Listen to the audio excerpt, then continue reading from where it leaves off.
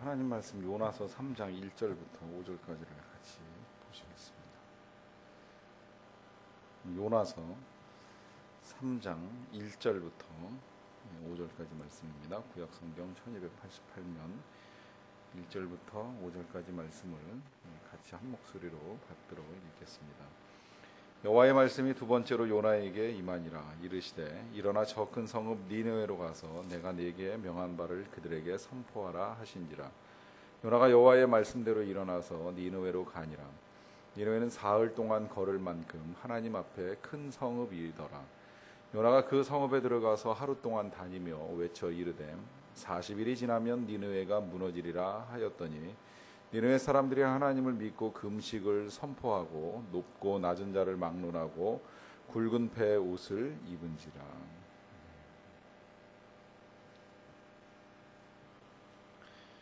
자식을 야단칠 일이 있으면 부모님들이 야단치다가 말 끝에 이런 말을 할 때가 있죠. 다음에 한 번만 또 그렇게 하면 안 된다, 혹은 용서를 하지 않겠다, 내지는 가만히 안 두겠다, 또 좀 심해지면 이제 한 번만 더 그러면 죽을 줄 알아라, 이런 식으로 이제 과격한 표현을 사용하기도 합니다. 이런 식의 표현이 그 뒷부분은 좀 과격하다고 할지라도 기본적으로는 이제 현재를 용서하는 것을 전제로 합니다. 비록 지금 실수했지만 그 실수를 용서하고 또다시 기회를 줄 테니까 똑같은 실수나 잘못이 반복되지 않기를 바란다는 취지에서 또 한 번 그런 일을 할 경우에 이런 엄중한 처벌에 놓여질 것이라고 하는 것을 약간의 협박을 섞어서 이제 말을 하는 것을 보게 됩니다. 사실 사안에 따라서 쉽게 용서할 수 있는 일인가 하면 또 쉽게 용서하기 힘든 일들이 있을 수 있습니다. 특히 기업에서 어떤 직장을 다니는 사람이 이 회사에서 위임받은 이제 예를 들면 재정이라든지 또 직이라든지 이런 것을 가지고 나름대로 이렇게 이제 일을 하다가 회사에 큰 손해를 끼치는 일을 했다고 가정을 한번 해보게 됩니다. 그가 자신의 그 직분을 남용하고 또 그 회사의 재정을 잘못 사용해 가지고 회사에 손실을 끼치는 일을 하게 됐을 때 그 사람에게 이제 부모가 자식에게 하듯이 다음에 한 번만 또 그러면 이런 식의 표현이 쉽게 통하지 않습니다. 일단 손실 입은 그 회사의 소유주의 입장에서는 그런 그에게 또다시 일을 맡긴다라고 하는 것이 생각처럼 그렇게 쉬운 일은 아니라는 겁니다. 물론 이제 거기에 여러 가지 요인들이 함께 작용을 하겠지요.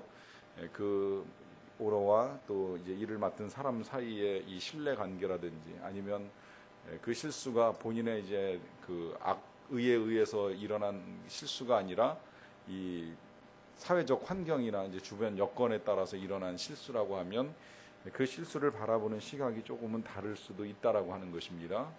그런데 만약에 그 실수가 이제 본인의 의지하에 저질러진 실수라고 하면 그것을 용서하고 또다시 그에게 회사의 중요한 책임을 맡기거나 회사 자산의 일부를 맡겨서 이제 위임하여 일하게 시키는 일이 그렇게 쉽지는 않다고 볼 수가 있습니다. 이러한 문제를 놓고 이제 하나님이 우리를 어떻게 다루시고 계시는가라고 하는 것을 보는 것이 오늘 말씀의 초점이라고 할 수 있을 텐데요. 일단 우리가 먼저 전제할 것은 실패가 없는 인생은 없다라고 하는 것입니다. 성경을 읽어 나가다 보면 성경이 우리에게 제시해주고 있는 이 성경의 인물들의 모습은 완벽한 사람이 없습니다. 다 실수가 있습니다. 야곱에게도 실수가 있고 아브라함도 실수가 있었고 아브라함이 애굽에 가서 이제 부인을 누이라고 속이는 실수를 하잖아요. 또 요셉도 형들을 놀리고 형들에게 실수하는 일들이 있었고요. 또 다윗의 실수는 말할 것도 없지요. 그 밖에 예수님의 제자로 살아가던 사람들 베드로나 요한, 야고보 이런 사람들도 역시 실수투성이의 사람들이었습니다. 심지어 사도 바울도 그가 예수님께로 돌아오기 전까지는 그야말로 그의 실수함에 의하여 많은 사람들이 목숨을 잃을 만큼의 실패한 인생이었다고도 볼 수 있습니다. 하지만 놀라운 건 하나님께서 이 실패한 인생들을 들어 쓰신다라고 하는 점입니다. 빌 게이츠가 미래로 가는 길이라고 하는 책에서 자신의 그 인사 방침 중에 한 가지가 과거에 실수했던 경험이 있는 사람을 고용하는 일을 한다라고 하는 것을 이제 밝힌 적이 있는데, 이와 마찬가지로 하나님도 과거에 실수가 있는 사람이라고 해서 하나님의 일에 부적합하다라고 하는 평가를 내리시지는 않는다는 거예요. 다시 일할 수 있는 기회를 주신다는 겁니다. 그 대표적인 사람이 오늘 저와 여러분들이 보고 있는 요나입니다. 이 요나에게 하나님께서 두 번째 기회를 주시기 위하여 다시 말씀하십니다. 기회를 주신다는 거예요. 사실 생각해 보면 요나야말로 아까 말씀드렸던 그 기업의 직원처럼 자신의 의지, 주변의 여건에 의해 가지고 하나님의 명령을 거스르고 실수를 한 것이 아니라 자기가 선택했어요. 하나님은 이 방향으로 가라고 말씀하셨는데 굳이 고집을 부리면서 나는 반대 방향으로 가겠다라고 하면서 배를 타고 그로 말미암아 풍랑을 만나고 또 여러 가지 어려움들을 겪었지요. 그런 그가 다시 하나님의 일을 할 수 있겠느냐라고 하는 이 질문 앞에, 이게 만약에 정말 고용주와 직원의 관계에서 혹은 윗사람과 아랫사람의 관계에서만 본다라고 하면 쉬운 일은 아니라고 하는 겁니다. 믿을 수 없다는 거죠. 그런데 그런 요나에게 하나님께서는 두 번째의 기회를 주십니다. 그래서 그 기회를 주시기 위해서 이제 다시 말씀하시는 일을 하게 됩니다.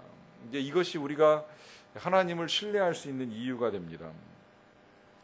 내면 세계의 질서와 영적 성장이라고 하는 제목의 책, 고든 맥도날드 목사님이 쓰셨는데요. 전 개인적으로 참 좋아하는 책이고 많이 추천하는 책입니다.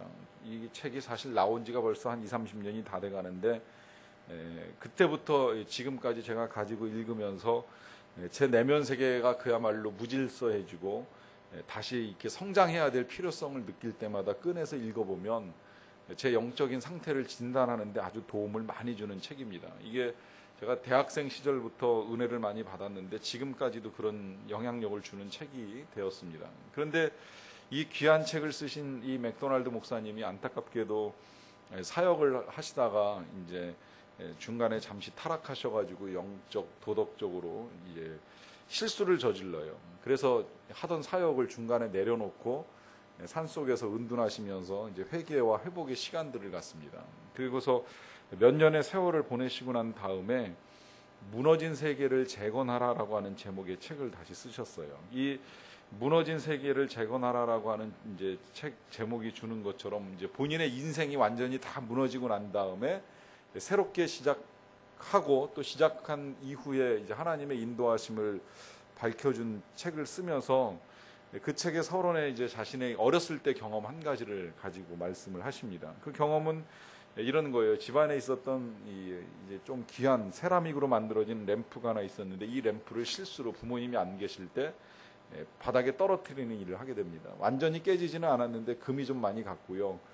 그래서 그 금 간 것을 부모님이 보실까봐 이제 잘 숨겨가지고 가려서 안 보이게끔 해서 그 금 간 것이 안 보이는 부분으로 이렇게 원 위치에서 올려놨는데 마음은 늘 졸였겠지요. 이제나 저제나 부모님한테 들키면 혼나지 않을까 걱정을 많이 했는데 이제 그러다가 어머니가 그 램프가 금이 가 있는 것을 발견하고 이제 먼저 확인을 하는 겁니다. 네가 그랬냐고. 그랬더니 그렇다고 대답을 했어요. 그러고 나니까 어머니가 아무 말씀도 하지 아니하시고 이제 서랍 있는 데로 가셔서 이 접착제를 꺼내다가 그 램프에다가 바르면서 더 이상 파손이 되지 않게끔 이제 보완하는 작업을 하는 것을 보았다고 하는 기억을 다시 이야기합니다.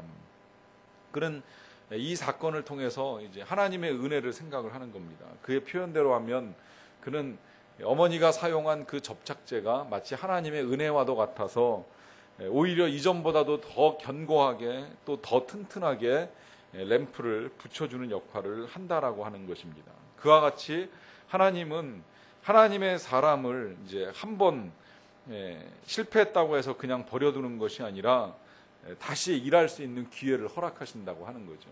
문제는 사람의 선택입니다. 여기 지금 제가 나눠드린 유인물에 그 두 사람을 이제 거기 예를 들어서 이제 보여드렸습니다. 한 사람은 그 마태복음 27장에 나와 있는 유다입니다. 이도 실수한 사람이죠. 무슨 실수를 했느냐면 예수님을 팔아 넘기는 실수를 했습니다. 근데 그 이후의 문제예요. 은을 성소에 던져놓고 물러가서 스스로 목매어 죽은지라. 여러분 경중을 한번 따져보십시오. 자, 베드로가 베드로가 예수님을 3번 부인한 일과 이 유다가 예수님을 팔아넘긴 일과 어떤 것이 더 나쁜 일이라고 생각하겠습니까? 여러분, 하나님 앞에서는요, 죄가 경중이 없습니다. 다 똑같습니다.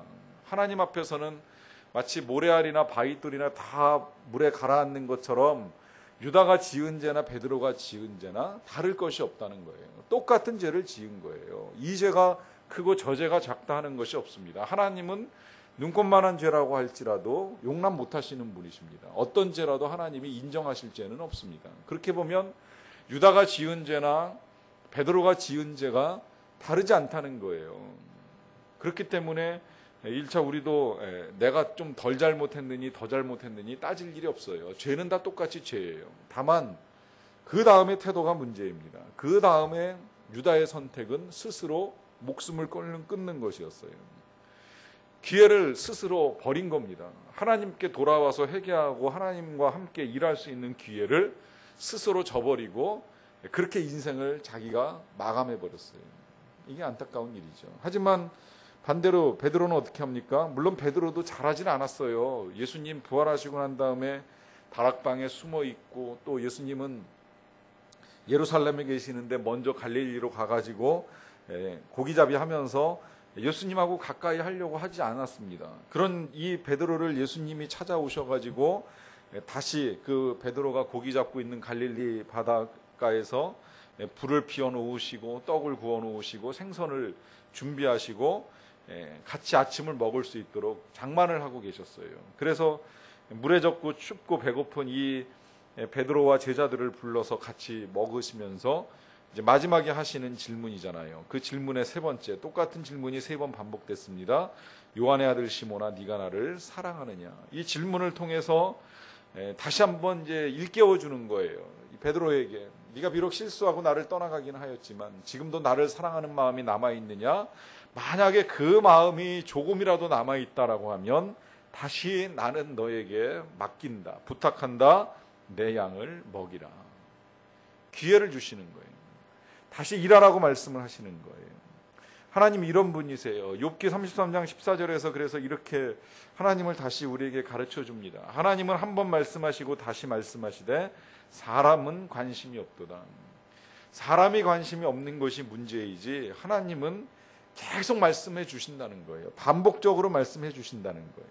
왜 말씀하시는가? 이유는 하나님께서 우리 인생의 회복을 원하고 계시기 때문입니다.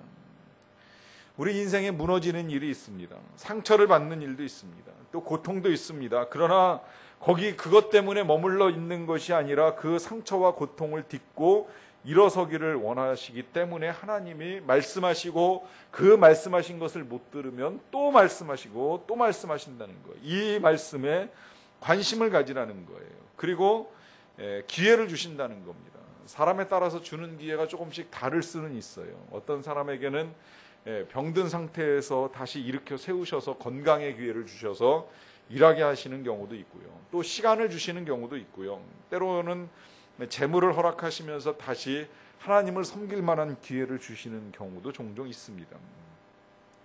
이런 기회를 놓치지 말고 다시 일어설 것을 간절히 하나님이 원하고 계시기 때문입니다.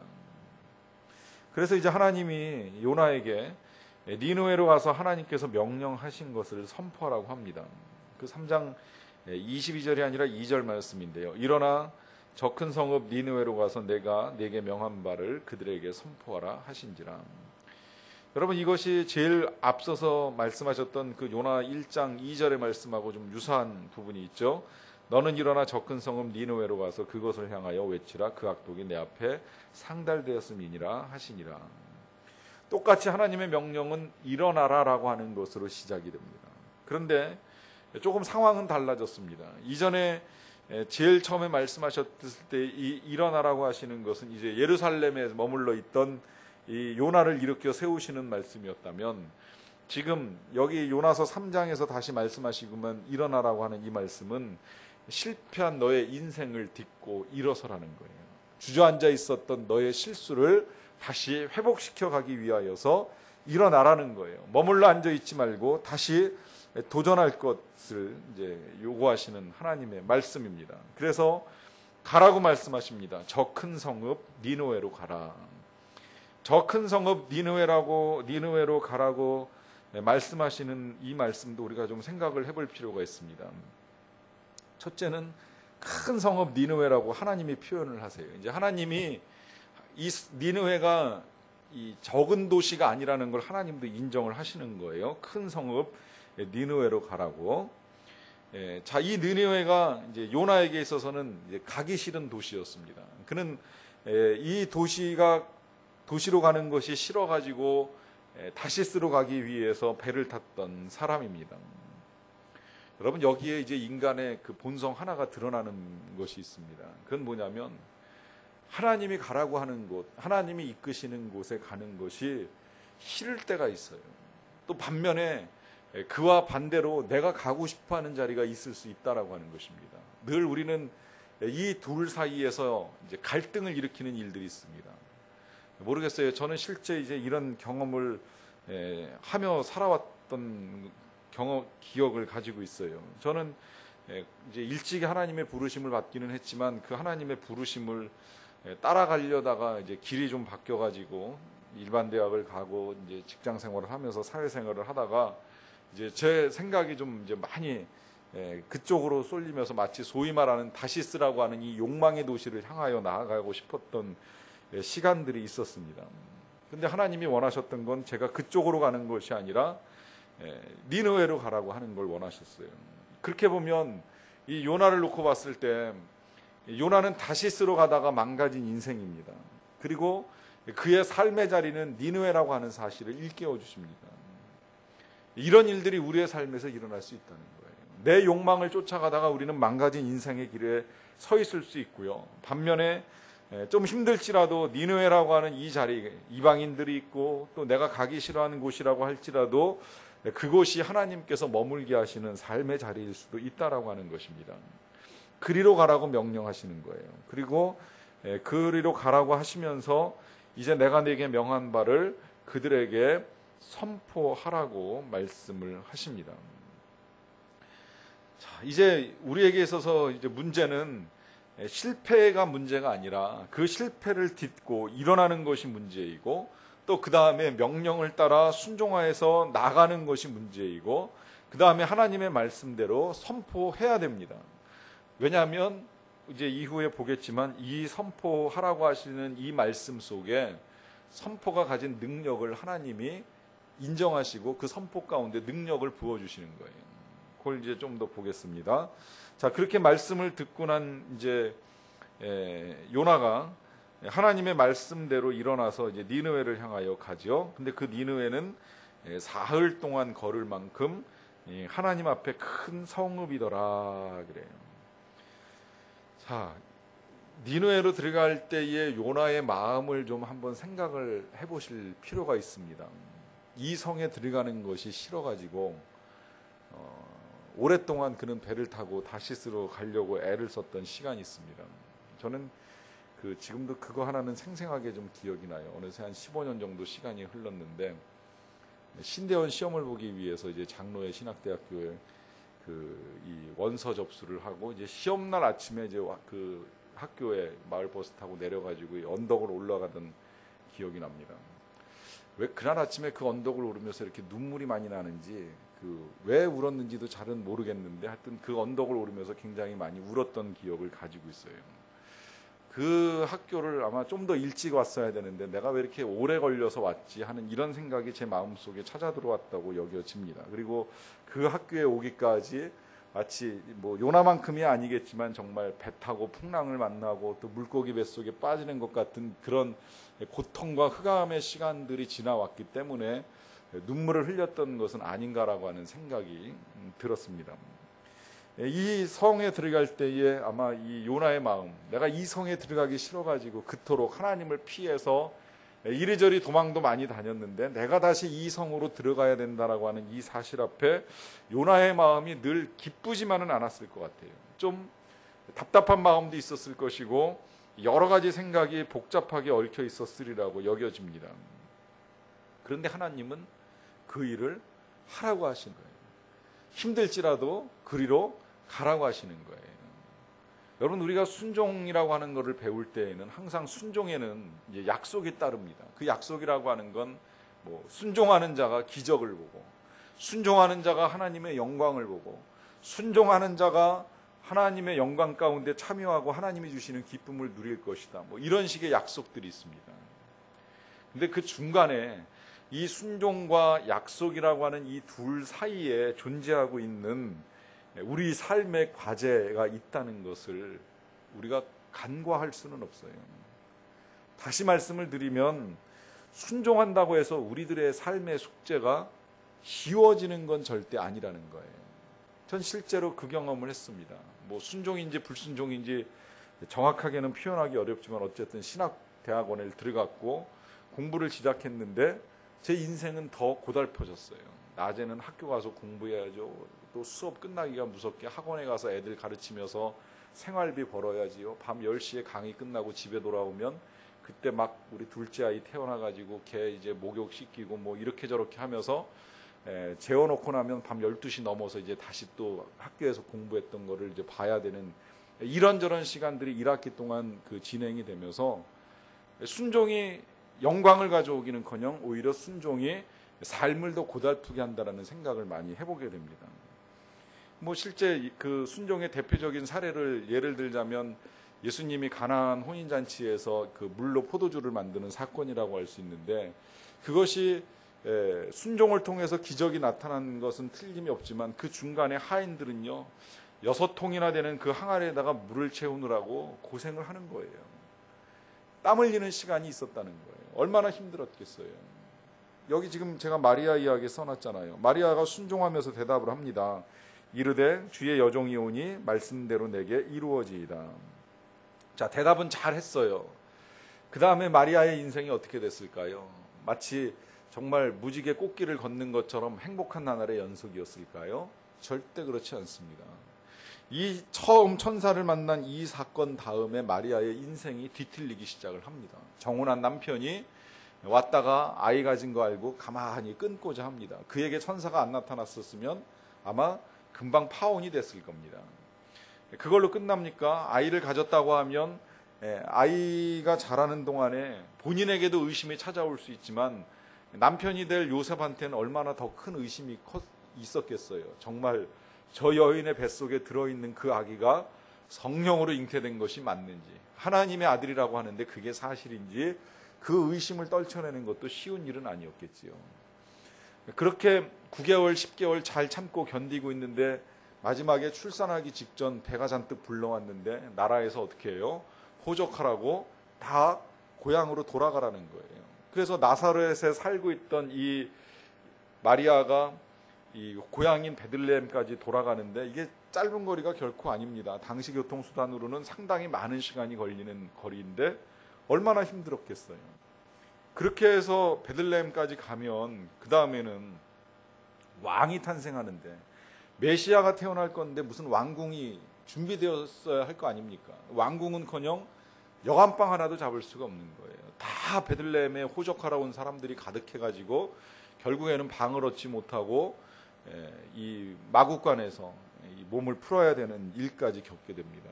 하나도 인생이 쉬워진 게 없어요. 마지막까지 고생이에요. 이 아이 예수 그리스도를 낳을 때까지 그의 순종의 결과는 고통이었습니다. 그렇지만 여기서 끝나는 것이 아니라 분명히 하나님은 이 순종하는 사람들에게 하나님의 위대한 일을 볼 수 있게 합니다. 또 그 위대한 일의 동역자가 되게 하십니다. 또 그 위대한 일의 영광을 나누어 주신다는 겁니다. 그 일을 위하여서 하나님이 이제 이 요나를 그 큰 성읍 니느웨로 가라고 명령을 하시는 것입니다. 그래서 이제 이 명령을 따라서 요나가 그 성읍에 들어가서 하루 동안을 다니며 하나님의 말씀을 선포하는 일을 하게 됩니다. 요나가 그 성읍에 들어가서 하루 동안 다니면서 하나님의 말씀을 선포하는 거예요. 자, 이 하루 동안 다녔다라고 하는 이 표현이 이제 좀 해석이 좀 갈립니다. 왜냐하면 분명히 우리가 앞서 3절에서는 그 이 니느웨라고 하는 데가 이제 그 3일길이라고 하는 말씀을 우리가 읽었죠. 그런데 그 3일길을 다녀야지만 다 돌아다닐 수 있는 이 성읍을 요나가 하루만 다녀요. 그러니까 요나가 불성실하게 다닌 거 아니겠느냐, 이제 이렇게 보는 시각입니다. 뭐 심지어 이제 이걸 좀 과격하게 보는 사람들은 이제 그렇게까지도 해석을 해요. 요나가 정말 외쳤겠느냐, 그 꼴 보기 싫은 니느웨 사람들, 이 아수르 사람들 보기 싫어가지고 그들이 하나님의 말씀을 듣든지 안 듣든지, 안 들어서 멸망을 하든지 말든지 그냥 속삭이면서 다니지 않았겠느냐, 조용한 목소리로 40일이 지나면 니들 죽을지도 몰라, 정신 차려, 뭐 이런 식으로 그냥 건성건성 선포하고 다닌 거 아니겠느냐. 그러니까 3일도 다니지 않고 그냥 하루 동안만 다니면서 이 말씀을 선포한 거 아니겠느냐, 이제 이렇게 보는 시각도 있습니다. 하지만 성경은 분명히 그가 하루 동안을 다니면서 외쳐 이르렀다고 하는 이 말씀 속에서 그냥 쉽게만 일을 했다고 보기에는 좀 어렵습니다. 아니, 오히려 그리고 그는 분명히 여기에 오는 동안에 하나님을 새롭게 만나고 온 경험이 있습니다. 그의 지금 선포를 보세요. 40일이 지나면 니느웨가 무너지리라고 선포를 하죠. 여기 다 표현은 안 돼 있습니다만은 실제로 요나는 인생이 무너지는 경험을 하고 온 사람 아닙니까? 하나님의 말씀을 하나님의 명령을 거역하고 도망갔다가 다시 쓸어가는 그 배 위에서 인생이 어떻게 무너지는지를, 그리고 그 깊고 깊은 그 물고기의 뱃속에 있는 동안에 그 무너진 인생이 얼마나 비참한가를 누구보다도 더 뼈저리게 경험을 하고 물 밖으로 나온 사람이에요. 그러니까 어때요? 그 메시지에 간절함이 담길 수밖에 없어요. 내가 경험했는데, 내가 실제로 들어갔다 나와 봤는데 죽을 고생이더라, 2번 다시 할 일은 아니더라, 이렇게 무너지기 싫으면 너희들 정말 정신 차려야 된다. 그의 메시지에는 간절함이 담기고 성령의 불이 담기고 경험에 의한 확신이 담기는 거예요. 그래서 그 확신 가운데 선포하는 거예요. 이미 지옥을 경험하고 왔기 때문에 그 지옥 같은 심판을 당하지 아니하려면 정신 차려야 된다고 하면서 외쳐 이르는 겁니다. 40일이 지나면 니느웨가 무너지리라. 이 40일이라고 하는 말씀 속에도 이제 하나님의 그 상징적인 메시지가 있죠. 40이라고 하는 거는 이제 여기 지금 뒤에 연결된 단어로 보면 좀 상당히 부정적입니다. 40일이 지나면 니느웨가 무너지리라. 하지만 40일이라고 하는 단어가 있기 때문에 니느웨가 무너지리라고 하는 것을 부정적으로 볼 필요가 없습니다. 왜냐하면 이 40이라고 하는 건 하나님께서 만드신 회복의 기간이기 때문입니다. 중요한 상징적 의미들이 있잖아요. 예를 들면 이스라엘 백성들이 애굽에서부터 가나안 들어가기까지의 40년 시간, 이 시간이 회복의 기간이에요. 다시 가나안 땅에 들어갈 준비를 하는 시간이지 결코 절망의 시간은 아니었다는 겁니다. 또 예수님께서 광야에서 금식을 했던 기간 40일, 이 기간이 이제 사람의 아들에서 하나님의 아들이 되는 회복을 이루어가는 과정의 시간이었다는 겁니다. 또 예수님께서 부활하시고 나서 승천하시기 직전까지의 기간이 40일, 이 40일 동안에 이제 예수님은 하나님의 나라에 들어갈 준비를 하고 계셨어요. 그러니까 결국 이 40일이 지나면 니느웨가 무너지리라라고 하시는 이 요나를 통한 하나님의 말씀은 뭐냐면 40일 동안 죽을 준비를 하라는 게 아니죠. 살 준비를 하라는 거예요. 회복할 준비를 해 나가는 거예요. 소망을 가지고 나갈 준비를 하라는 거예요. 여러분, 여기 이 속에 우리 그리스도인의 삶이 담겨져 있습니다. 우리가 지금 니느웨를 다니고 있는 요나를 보고 있잖아요. 이 니느웨는 요나에게 주어진 삶의 자리입니다. 그 자리는 결코 원했던 자리도 아니고 가고 싶은 자리도 아니라는 거예요. 그러나 그 속에서 살아가는 것이 하나님의 뜻이라면 우리는 살 수밖에 없습니다. 그 가운데 처해 있어야 합니다. 이게 첫째 우리 그리스도인의 삶의 자리이고요. 그러나 그 자리에서 그냥 살아가는 사람이 그리스도인이 아니라 이 그리스도인은 40일 뒤에 일을 보는 사람이에요. 그 40일 뒤에는 회복의 은혜가 있습니다. 소망이 있습니다. 변화의 역사가 나타나는 때입니다. 이걸 이제 소위 말하면 종말론이라고 이야기를 하는 건데 마지막 때를 바라보는 거예요. 내가 처해 있는 이 고통의 땅 니느웨에서 나의 일생이 끝나는 것이 아니라 40일이라고 하는 내 인생의 기간들이 다 지나가고 나면 다시금 그곳에서 새로운 일들을 이루실 하나님께 대한 기대와 소망을 가지고 나아가는 사람이 그리스도인이라는 것입니다. 그래서 요나가 그 종말론적인 생각을 가지고 선포를 하는 거예요.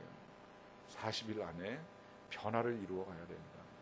비록 이 도성이 죄악의 도성이긴 하지만 여러 가지 악과 허물이 관영하긴 하지만 그럴지라도 주님께서 이 땅을 심판하실 날이 이를 거라고 하는 분명한 믿음을 가지고 그 심판의 날이 심판이 아니라 소망의 날이 될 수 있도록 준비할 것에 대한 선포를 하고 있는 것입니다.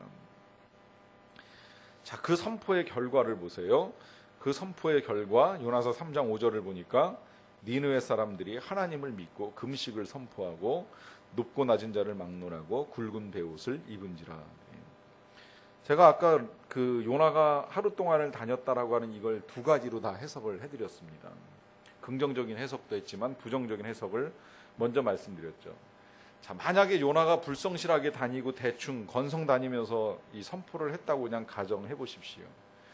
그래도 하나님의 역사, 선포는 정말 대단합니다. 만약에 그런 선포를 듣고 니느웨 사람들이 하나님을 믿고 금식을 선포했다면 이거 정말 대단한 일이잖아요. 또 한편으로는 그가 정말 강력하게 외치면서 내가 고생해봤는데 정말 니들 정신 차리지 않으면 죽을지도 모른다라고 하는 강력한 선포를 했다고 해도 어쨌든 대단한 일이 일어난 겁니다. 왜? 이 나라 사람들이 왕이 시킨 것도 아닌데 그 즉시로 하나님을 믿고 금식을 선포했기 때문에 그래요. 지금 이 요나서가 다루고 있는 여러 가지 주제들 가운데 우리는 순종이라고 하는 주제를 배제할 수는 없습니다. 이건 뭐 우리가 가장 잘 알고 있는 이야기잖아요. 요나는 불순종에서 떠나갔다가 붙잡혀서 다시 온 사람이죠. 그런데 생각해 보면 이 요나가 하나님을 아는 사람 아닙니까? 하나님을 믿는 사람일 뿐만 아니라 하나님을 전하는 사람이었어요. 그런 그가 불순종을 합니다. 반대로 니느웨 사람들은 어떤 태도를 보여줘요? 이 사람들은 하나님을 알지도 못해요. 믿지도 않았어요. 우상을 섬기는 사람들이었어요. 아주 악독한 사람들이었어요. 너무 악독하다 보니까 요나가 그들한테 가는 게 싫다고 할 정도로 죄가 많은 사람들이었어요. 근데 그들이 단 하루 만에 이 요나가 전하는 선포를 듣고서 회개하기 시작을 합니다. 하나님을 믿어요. 그리고 금식을 해요. 그리고 높고 낮은 자를 막론하고 다 굵은 베옷을 입고 하나님 앞에 머리를 숙입니다. 여러분, 누가 진짜 하나님의 사람입니까? 누가 진짜 하나님의 음성을 듣는 사람입니까? 누가 진짜 순종하는 사람입니까? 제가 그 위에 마태복음 21장 28절부터 32절까지 말씀을 기록해놨어요.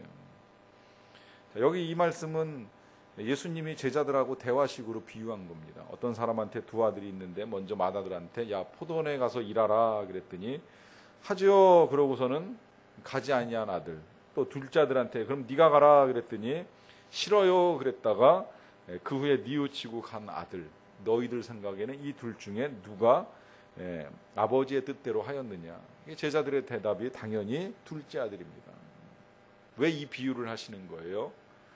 세리와 창녀들이 너희보다 먼저 하나님의 나라에 들어가리라고 하면서 죄 지은 것 같이 보이지만 회개하고 돌아오는 이 세리와 창녀는 하나님 나라에 들어간다.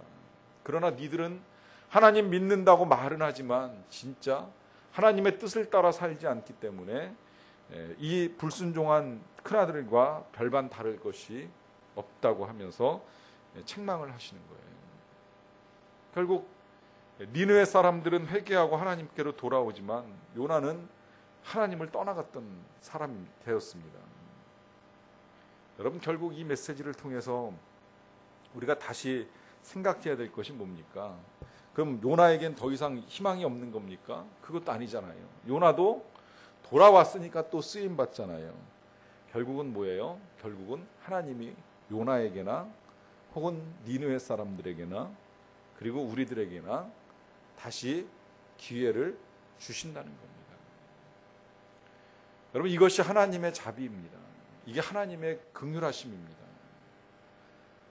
하나님은 누구라도 다 용서하시고 누구라도 다시 돌아오면 그에게 기회를 주시는 하나님이십니다. 옛날에 어떤 나라의 왕이 워낙에 관대해가지고 누구라도 다 찾아와서 죄를 구하고 용서를 구하면 다 용서해 줬다는 거예요.